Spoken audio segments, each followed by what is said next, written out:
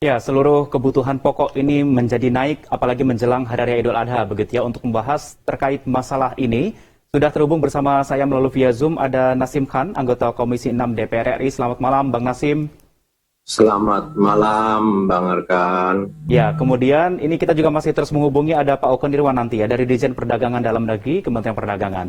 Saya ke Bang Nasim terlebih dahulu. Bang Nasim, ini banyak yang mengatakan di medsos ini mengeluh kesah begitu ya, harga cabai rawit makin pedas begitu, harga kebutuhan pokok seperti emas kalau dibilang gitu ya.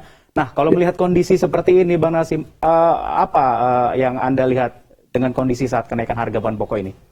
Ya, kebetulan pada hari ini dan saat ini juga, saya juga bersama Pak Oke pada hari ini di DPR RI kita mengadakan rapat kerja dengan Kementerian Perdagangan untuk membahas masalah pagu indikatif Kementerian Perdagangan untuk 2023 dan sekaligus juga masalah kenaikan harga dan lain-lain. Memang di situ kami tadi sempat pertanyakan masalah kenaikan harga beberapa kebutuhan pokok tadi.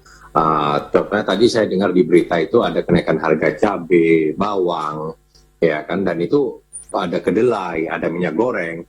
Memang di situ ada beberapa perbedaan hal-hal yang terjadi dalam setiap kebutuhan pokok ya, seperti cabai dan bawang itu mengalami kenaikan. Memang kondisi kita pahami di beberapa daerah-daerah pengepul cabai itu banyak kena musibah, yaitu penyakit kayak semacam penyakit tanaman antraks ya, atau juga curah hujan yang sangat tinggi itu sangat mempengaruhi dari panen dari penanaman dari pohon cabai sendiri, sehingga stok produksinya pun juga akan berkurang dan kebutuhan yang sangat besar otomatis akan menjadi kenaikan otomatis dari harga. Begitu pula juga kedelai itu harga internasional kita masih tinggi, jadi otomatis dengan harga yang akan tetap naik. Nah itu ya, dan beberapa hewan juga daging itu mengalami kenaikan karena memang itu yang kemarin pertama kebutuhan dari lebaran itu pasti ya akan mengalami kenaikan itu. Yang kedua dengan adanya penyakit mulut dan kuku ya, PMK, penyakit mulut dan kuku itu juga banyak menyebabkan itu akhirnya daging semakin tinggi harganya dengan kualitas yang terbaik. Ya kan? Nah itu hal-hal seperti itulah yang terjadi permasalahan saat ini. Nah masalah minyak goreng juga, saya kira minyak goreng sekarang sudah kembali lagi kan, DMO, DPO sudah kembali diterapkan kembali.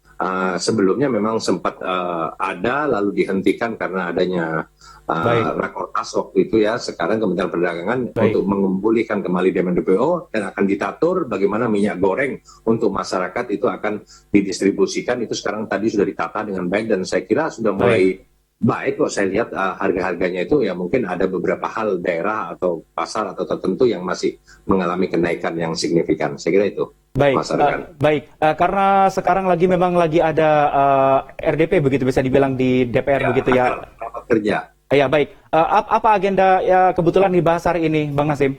Ya tadi itu yang saya sampaikan. Yang pertama kita membahas seperti biasanya kita membahas pagu indikatif untuk 2023 dari Kementerian Perdagangan sendiri.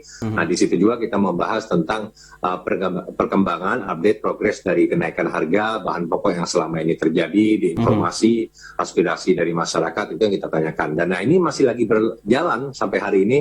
Belum kesimpulan, masih berjalan terus. Cuma saya tadi sempat bertemu dengan Pak Menteri, dengan Pak Oke juga dengan beberapa dirjen menanggapi hal-hal apa yang terjadi, kenaikan ini kenapa terjadi dari beberapa segmen kebutuhan pokok ini, yaitu tadi yang saya sampaikan tadi, Pak Isahan. Baik, sekiranya ini kondisi ini apakah memang masih dipengaruhi oleh kondisi COVID-19 dan juga termasuk geopolitik terkait dengan perang Rusia-Ukraina, Bang?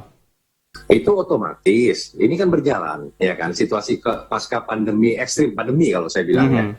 Nah, sekarang kan sudah tidak begitu ekstrim, dan itu pasti otomatis mempengaruhi dari awalnya dari pandemi COVID, ya kan.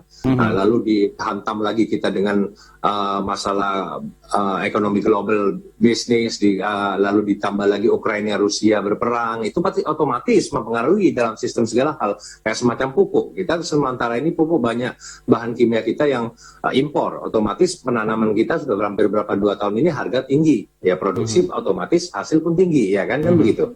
Nah itu pasti sangat berkaitan. Nah ditambah lagi permasalahan yang saya sampaikan tadi itu, cuaca, ya kan, distribusi, sistem dan semua itu kan mempengaruhi semuanya. Akan dibahas tidak di Bang di rapat saat ini, kira-kira kondisi ini akan berlangsung berapa lama, kemudian solusinya seperti apa begitu? Ini yang kita bahas sampai hari ini, otomatis kami berharap pemerintah juga berkomitmen, sinergisitas dilakukan, karena ini kan tidak bisa diselesaikan oleh hanya Kementerian Perdagangan. Otomatis ada tupoksi masing-masing. Baik. Bagaimana perindustrian sistem distribusiannya, bagaimana penegakan hukumnya, ya kan?